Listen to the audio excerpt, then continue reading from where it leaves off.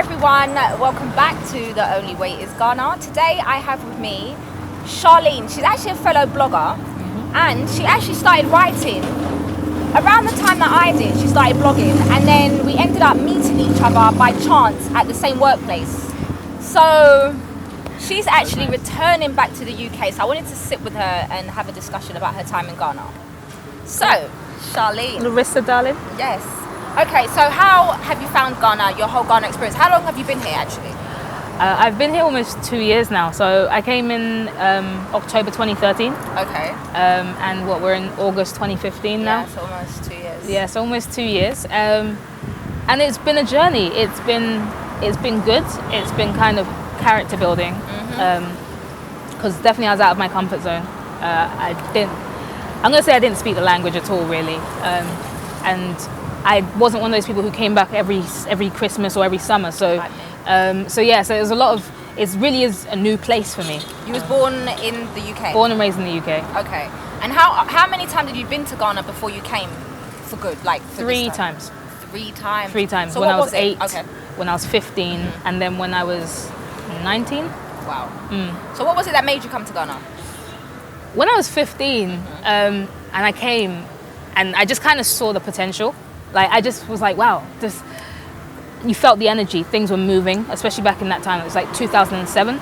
And I was just like, wow, yeah, things are going to happen here. You could feel that Africa was changing, Ghana was changing. It wasn't like in 99 when I came and we were still using kerosene lamps in the house. So I just wanted to be part of that. It looked like a project that someone needs to be part of. And then obviously it's personal because it's my mum's country. So it's like, well, if there's going to be something major happening and it's connected to me, my family are here, my mum's from here, then yeah, why shouldn't I be involved? So your mum's from here. Where's your dad from? My dad's from Nigeria. Okay, and you didn't want to go there? No, even my dad actually said that it would be best for me to start Africa or my Africa journey from Ghana, from Accra, just because everyone knows everything that happens in Accra is 10 times bigger or amplified in Lagos. It's 10 times harder, and that's coming from my dad, who is a Nigerian proudly and has come to Ghana, and he knows Ghana quite well. So given that kind of informed decision or an informed advice, I was like, yeah, best for me to go to Ghana and then see if I can do it. Did you have a clear plan before you came? Did you have a clear plan of what you wanted to achieve when you came? No. Like, some people say, okay, I'm going to Ghana, I'm going to set up a factory and this, that, and the other, and that's what they're working at, you know, or even you have your project, right? So most people do that. I was not very smart in that sense. I was more of a daredevil risk taker, and I just felt like, listen, when I get there, like, all I know is I want to be there. All I know is I need to be there. So when I get there, that's when it will make sense, and then I'll fall into place. And that's shown itself a bit in the rest of everything else, because a couple of decisions I've made, people are like, well, did you plan that? No. Did you plan anything? No. That's the thing, because I have that kind of feeling that you have to be in it, and then things will kind of come your way. Just like in the UK, if you're there, you're living there, opportunities come your way. So I kind of thought that as well. Yeah. Did that happen? Why is it that you're leaving? The thing about Ghana is that you can take the bull by its horns and make something happen.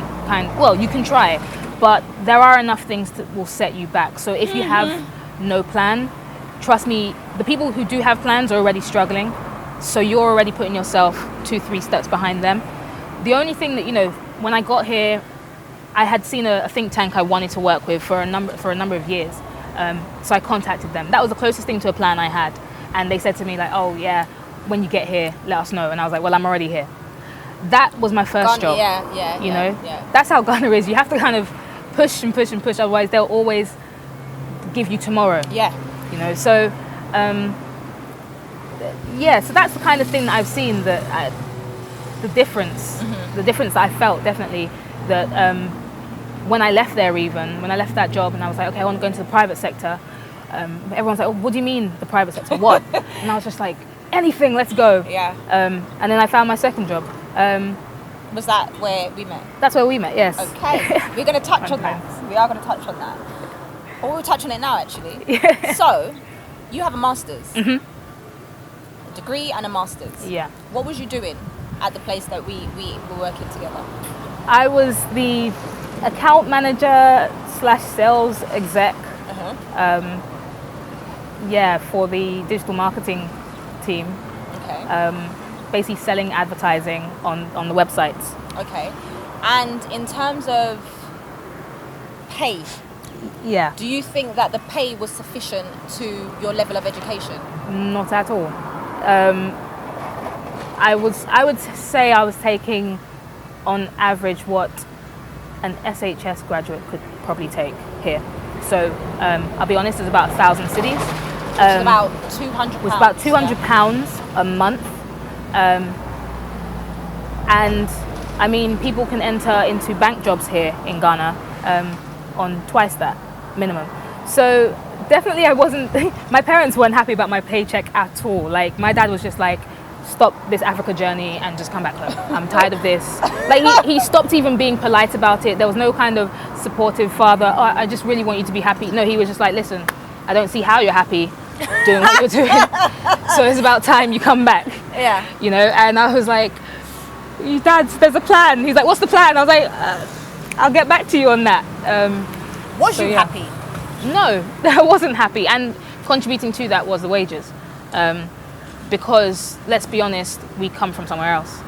And there's a different standard of living that you should maintain. Do not think that you come back to Africa and just, you can be part of the locals, but maintain your standard of living. Because your parents have worked for that standard of living, even if you haven't.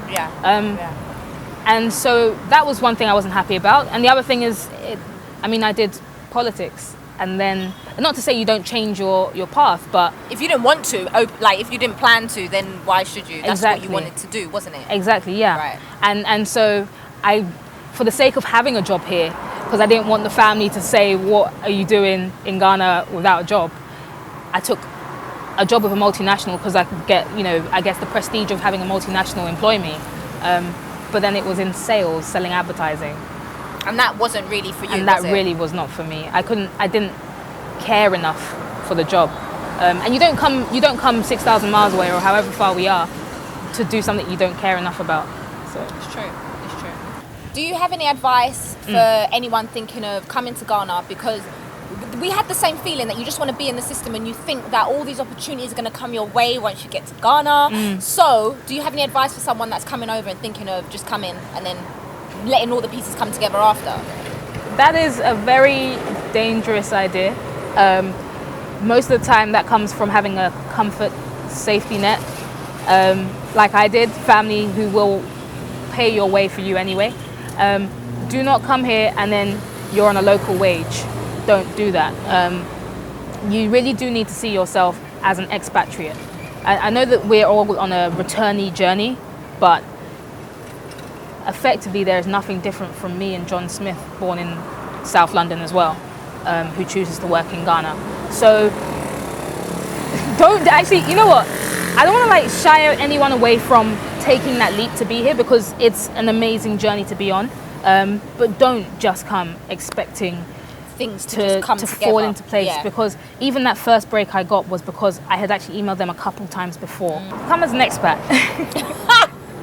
The benefits are better, aren't they? The benefits are better. The comfort is good. Africa can afford to keep you as you are. You don't actually have to come down. The money is actually here. Don't worry. So you can maintain who you are and your worth, your value, because you've done things and experienced things that they have put a lot more value on as well. One of them is family. There's a lot of expectation on people who come from abroad. The first thing everyone was like, why are you leaving London? What are you running away from? Yeah. The police, pregnancy, what is it? Everything. And I was just kind of like, no, I genuinely just have a love for this place. And people don't understand that. Yeah. All the taxi drivers are like, what? All right, then give me your passport. I'll take it and go. So that's one thing, just the expectations on you, especially from your family, because obviously you don't want to let them down the people here and the people in London.